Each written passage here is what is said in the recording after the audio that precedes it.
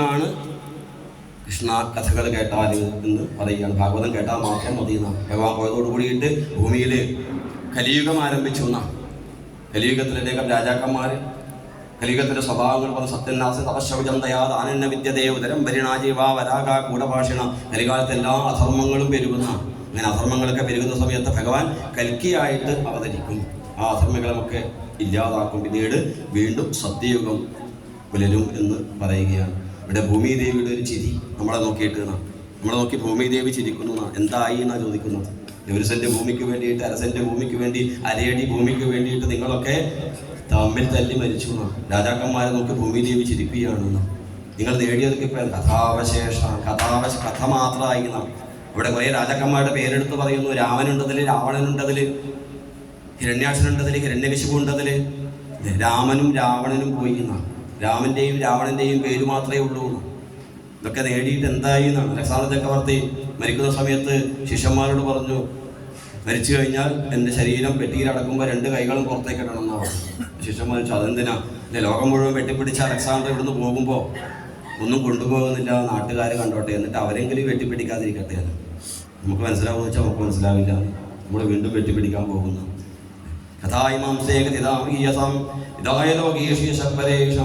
വിജ്ഞാന വൈരാഗ്യ വിവക്ഷയാ വിഭോവജോ വിഭൂതെന്നത് പാരമാർത്ഥ്യം. പരീക്ഷത്തെ ഞാൻ 7 ദിവസമായിട്ട് കഥകൾ പറഞ്ഞു തരുന്നത് എന്തിനു വേണ്ടിയിട്ടാണ്? വിജ്ഞാനത്തെയും വൈരാഗ്യത്തെയും വർദ്ധിപ്പിക്കാൻ വേണ്ടിയിട്ടാണ്. ഇതൊന്നും ശാശ്വതമല്ല, ഇതൊക്കെ നശിക്കുന്നതാണ്. ഇനിയിപ്പോൾ അങ്ങേക്കിപ്പോൾ തർഷം കെട്ടി മരിച്ചില്ലെങ്കിൽ എത്ര കാലം ജീവിച്ചിരിക്കാൻ പറ്റും?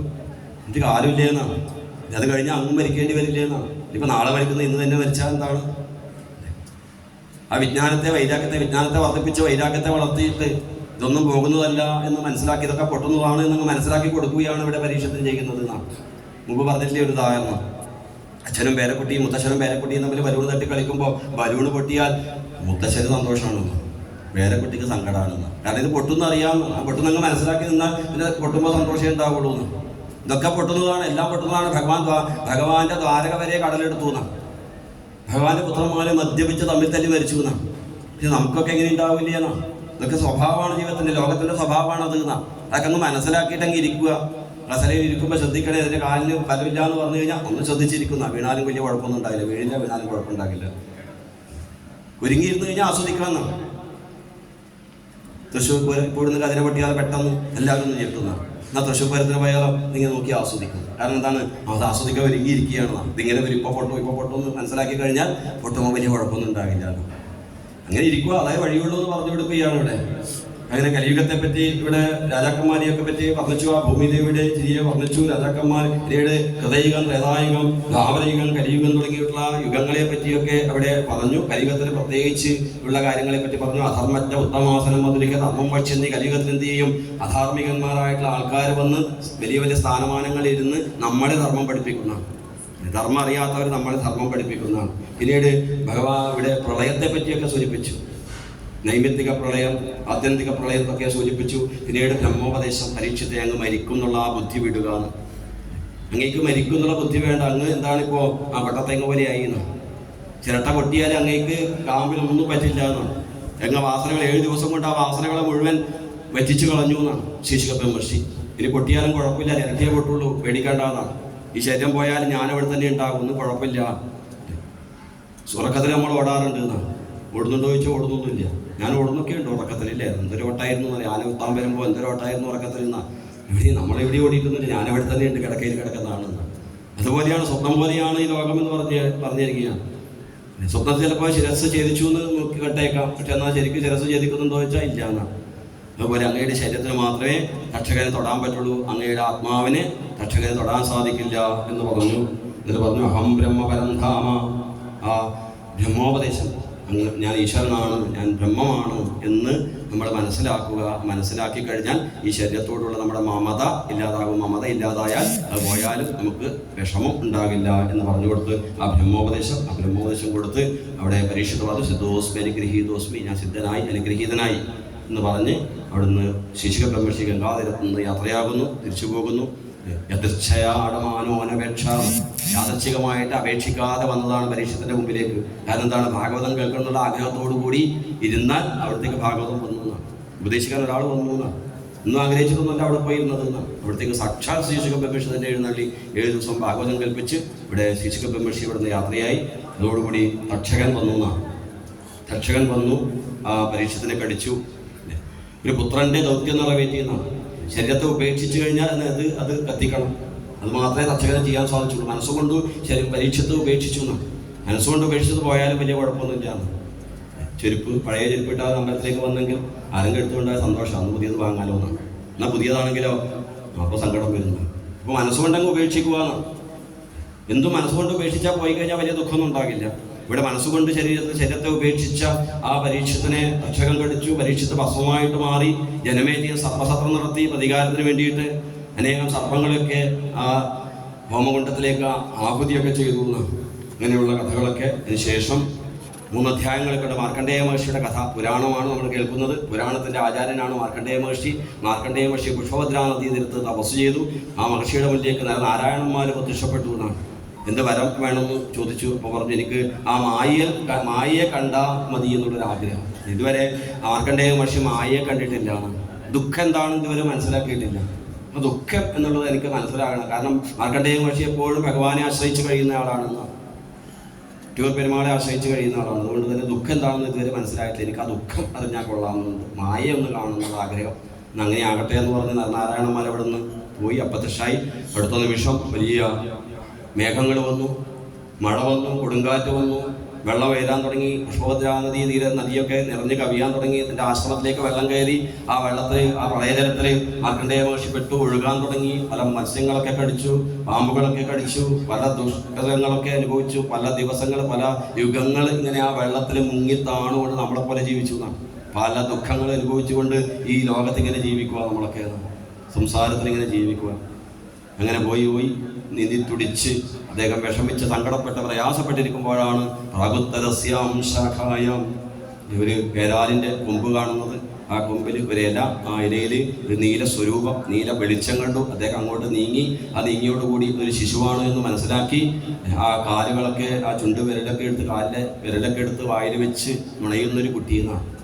ഇതിനു വേണ്ടി അങ്ങനെ നുണയെന്ന് വെച്ചാൽ എല്ലാവരും എൻ്റെ കാലിൽ വന്ന് നമസ്കരിക്കുന്നുണ്ട്. പാദം മധുരാണെന്ന് പറയുന്നുണ്ട്. എന്നാൽ എനിക്കൊന്ന് നോക്കിയേക്കാം, ഞാൻ വയലത്ത് വെച്ച് നോക്കാമെന്നുള്ള ഭാവത്തിൽ ഇങ്ങനെ ആ അലിരകൃഷ്ണനായിട്ടുള്ള ഭഗവാന്റെ സ്വരൂപം കണ്ടു. ആ കുട്ടിയുടെ അടുത്തേക്ക് നീന്തി എത്തിയ സമയത്ത് ആ കുട്ടിയുടെ ഉള്ളിലേക്ക് ശ്വാസത്തിലൂടെ അകത്ത് കയറിയപ്പോൾ അവിടെയും ഇതൊക്കെ കണ്ടു. അടുത്ത ശ്വാസത്തിൽ പുറത്തേക്ക് വീണു. വീണ്ടും പ്രളയജലത്തിൽ വീണു. സ്വപ്നം കണ്ടു ഉണർന്നതുപോലെ പെട്ടെന്ന് ഉണർന്നു എന്നാണ് മാർക്കണ്ഡേയ മഹർഷി. ഉണർന്നപ്പോൾ ഞാനിപ്പോൾ ഇവിടുത്തെ ഇരിക്കുന്നുണ്ട്. അവിടെ ആ പുഷ്പഭദ്രാ നദീ തീരത്ത് ആ ആശ്രമത്തിൽ തന്നെ ഇരിക്കുന്നുണ്ട്. നരനാരായണ മഹർഷിമാരിങ്ങനെ പോകുന്നതും കണ്ട് ഗേറ്റ് കടന്നു പോകുന്നുണ്ട്. അപ്പോഴത്രയായിട്ട് ഒരു നിമിഷം കൊണ്ട് എന്തുണ്ടായി? ഈ ദുഃഖങ്ങളൊക്കെ അനുഭവിച്ചു. ഇതാണ് മായ എന്ന് പറയുന്നത്. ഇല്ലാത്ത ദുഃഖങ്ങളെ സ്വപ്നത്തിലേതുപോലെ അനുഭവിക്കുക. അതാണിപ്പോൾ മാർക്കണ്ഡേയ മഹർഷിക്ക് കാണിച്ചു കൊടുത്തത് എന്നാണ്. അതുപോലെ ഈ ജാഗ്രത നമ്മളിപ്പോൾ അനുഭവിക്കുന്ന ദുഃഖങ്ങളൊക്കെ സ്വപ്നമാണ്. അപ്പോൾ സ്വപ്നത്തിലെ ദുഃഖം തീരണമെങ്കിൽ എന്തേ വഴിയുള്ളൂ? ഉണരുകയേ വഴിയുള്ളൂ എന്നാണ്. ഒരാൾ നല്ല വെള്ളം കുടിച്ച് കിടന്നു എന്നാണ്. ദാഹം തീരാൻ മാത്രം വെള്ളം കുടിച്ച് കിടന്നു. ഉറക്കത്തിൽ സ്വപ്നം കണ്ടു, ദാഹിക്കുന്നു. വെള്ളം എന്ന് പറഞ്ഞാൽ എന്താണ്? വെള്ളം കൊണ്ട് കൊടുക്കുക വേണ്ടത് അല്ല, അയാളെ തട്ടി ഉണർത്തുക വേണ്ടത് അല്ലേ? ഇപ്പോൾ കുടിച്ചിട്ടാ കിടന്നതെന്ന് അറിയാം നമുക്ക്. അപ്പോൾ വെള്ളമല്ല വേണ്ടത്, ഉണർത്തുകയാണ് വേണ്ടത്. അപ്പോൾ നമുക്കിടെ ദുഃഖങ്ങൾ തീരാൻ ഉണരുകയേ വഴിയുള്ളൂ. ഉണരണമെങ്കിൽ ഭാഗവതം കേൾക്കണം. ഉണർത്താനുള്ള വിദ്യകളാണ് ഭാഗവതം പറയുന്നത്. ഈ ജാഗ്രതയിൽ നിന്ന് നമ്മൾ ഉണരണം. സ്വപ്നത്തിൽ ഉണർന്നാൽ ആ സ്വപ്നത്തിലെ ഒന്നും നമ്മളെ ബാധിക്കാതിരിക്കുന്ന പോലെ ഈ ജാഗ്രതയിൽ നിന്ന് ഉണരണം എന്ന് പറഞ്ഞു കൊടുക്കുകയാണ്. ഇങ്ങനെ മാർക്കണ്ഡേയ മഹർഷി അവിടെ തപസ് തുറന്നു. അവിടത്തേക്ക് സാക്ഷാൽ പാർവതീ പരമേശ്വരന്മാർ വരുന്നു അനുഗ്രഹിക്കാൻ വേണ്ടിയിട്ട്. വാശി പിടിച്ച് ആ പാർവതീ പരമേശ്വരന്മാർ ഓരോരോ അനുഗ്രഹങ്ങൾ കൊടുത്തു എന്നാണ്. പുരാണ ആരാധ്യാര്യനായിരിക്കട്ടെ എന്നുള്ള അനുഗ്രഹം ഒക്കെ കൊടുത്തു എന്നാണ്. അങ്ങനെ ആ മാർക്കണ്ഡേയ മഹർഷിയുടെ കഥ അപ്പോൾ ചോദിച്ചു, എന്ത് വരം വേണം എന്ന് ചോദിച്ച സമയത്ത് അവിടെ പറയുകയാണ്, ഭഗവത്യച്യുതാം ഭക്തിയും തത്പരേഷു യഥാ തഥാ ത്വയീന. സർവാഭിഷ്ടങ്ങളും വർഷിക്കുന്ന അങ്ങയിൽ നിന്ന് ഒരു വരം ഞാൻ ആഗ്രഹിക്കുന്നു എന്നാണ്. ഞാൻ ഒരു വരം ഭരിക്കാമെന്നാണ്. അതായത് ഭഗവാൻ ശ്രീഹരിയിലുള്ള ഭക്തി, ആ കുട്ടിയൂർ പെരുമാളോടുള്ള ഭക്തി, ഇത് രണ്ടും വേണമെന്നാണ് ഇവിടെ മഹർഷി പ്രാർത്ഥിച്ചത് എന്ന്. ദീർഘായുസ് അനുവദിച്ചു കൊടുത്തു. ചിരഞ്ജീവിയായിട്ട് മാറി. അതുപോലെ പുരാണത്തിൻ്റെ ആചാര്യനായിട്ട് മാറി. അച്യുതൻ്റെ ഭക്തി കൊടുത്തു. ഇങ്ങനെ ആ ശ്രീപരമേശ്വരനെയും പാർവതി ദേവിയും ജഗതപിതരോ വന്ദേ പാർവതി പരമേശ്വരൻ, ഈ ലോകത്തിൻ്റെ രക്ഷിതാക്കളായ മാതാപിതാക്കളായിരിക്കുന്ന ആ പുരുഷന്മാരെ പാർവതി ദേവിയെയും ശ്രീ പരമേശ്വരനെയും നമസ്കരിച്ചുകൊണ്ടാണ് ഭാഗവതോടെ സമർപ്പിക്കുന്നത്. പിന്നീട് സൂര്യനെ പറ്റി, സൂര്യൻ തന്നെയാണ് നാരായണൻ. ഈശ്വരനായിട്ട് നമ്മുടെ മുന്നിൽ പ്രത്യക്ഷ സൂര്യനായിട്ട് വരുന്ന ആരാണ്? നാരായണനാണ് എന്നാണ്. നമ്മുടെ കാലത്തെക്കുറിച്ച്, കാലസ്വരൂപനായിട്ടുള്ള ഭഗവാൻ കാലത്തെക്കുറിച്ച് നമ്മളെയൊക്കെ ഓർമ്മിപ്പിച്ചുകൊണ്ട് ദിവസവും തലക്കുമുകളിലൂടെ രാവിലെ ഉദിച്ച് വൈകുന്നേരം അസ്തമിക്കും നിന്റെ ഒരു ദിവസം തീർന്നു എന്ന് നമ്മളെ ഓർമ്മപ്പെടുത്തിക്കൊണ്ട് പോകുന്ന ആ സൂര്യനാരായണനായിട്ടുള്ള ഭഗവാന്റെ സ്വരൂപം. ആ 12 രാശികൾ സൂര്യൻ സഞ്ചരിക്കുന്നത് പ്രത്യക്ഷ ദൈവമാണ്. നമ്മുടെ ലോകത്തിൻ്റെ പ്രത്യക്ഷ ദൈവമാണ്.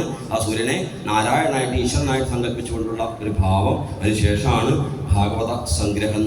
7 ദിവസം പറഞ്ഞ കഥകൾ ആ അധ്യായത്തിൽ ചുരുക്കി പറഞ്ഞു. 1-ാമത്തെ ദിവസം ധർമ്മത്തെയും ഭഗവാനെയും നമസ്കരിച്ചുകൊണ്ട് ആരംഭിക്കുന്നു. 1-ാമത്തെ ദിവസം സൂത ശൗനക സംവാദം നൈമിശാരണ്യത്തിലാണ് നടന്നത്. അതിനുശേഷം വ്യാസ നാരദ സംവാദത്തിലൂടെ ഭാഗവതോത്പത്തി, പിന്നീട് കുന്തിസ്തുതി, പിന്നീട് ഭീഷ്മസ്തുതി, പിന്നീട് പരീക്ഷത്തിൻ്റെ ജനനം. പരീക്ഷത്ത് ഗംഗാതീരത്ത് വന്ന് പ്രായോപവേശം അനുഷ്ഠിക്കുന്നു. ആ ഗംഗാതീരത്തേക്ക് ശീശുക ബ്രഹ്മർഷി കടന്നു വരുന്നു. പരീക്ഷത്ത് ശീശുക ബ്രഹ്മർഷിയോട് ചോദ്യങ്ങൾ ചോദിക്കുന്നു. അതിനുള്ള മറുപടിയായിട്ട് സാരസ്വതം എന്ന ഭാഗം, അതായത് ഭഗവാനെ ആരാധിച്ചുകൊണ്ട് ആ ഭാഗവത കഥകൾ പറയാൻ ആരംഭിക്കുന്നു. പിന്നീട് വിരാട് പുരുഷ വർണ്ണനം, ബ്രഹ്മ നാരദ സംവാദം, ഒരു പ്രപഞ്ച സൃഷ്ടി. ആ പ്രപഞ്ച സൃഷ്ടിയുടെ ആരംഭത്തിൽ ഭഗവാൻ ബ്രഹ്മദേവന് കൊടുത്ത ചതുശ്ലോകി ഭാഗവതം എന്ന ഭാഗം നമുക്കവിടെ കാണാം. പിന്നീട് വിതുരോദ്ഭവ സംവാദം, വിതുരും മൈത്രേയൻ തമ്മിലുള്ള സംവാദം. പിന്നീട് ഭഗവാൻ വരാഹമൂർത്തിയായിട്ട് സ്വയംഭൂമനുവിൻ്റെ ഉൽപ്പത്തിയും, ആ സ്വയംഭൂമനു ആയിട്ട് ജനിച്ചപ്പോൾ ഭൂമി കാണാനില്ല, വരാഹമൂർത്തിയായിട്ട് അവതരിച്ച് ഭൂമിയെ ഉദ്ധരിച്ചു. ആ സമയത്ത് ഹിരണ്യാക്ഷം വന്നു, ഹിരണ്യാക്ഷനെ വധിച്ചു. 1-ാം ദിവസത്തെ കഥ അവിടെ സമർപ്പിച്ചു. 2-ാം ദിവസം രാവിലെ കപിലാവതാരമായിട്ടുള്ള ഭഗവാന്റെ അവതാരം, പിന്നീട് കപിലോപദേശം.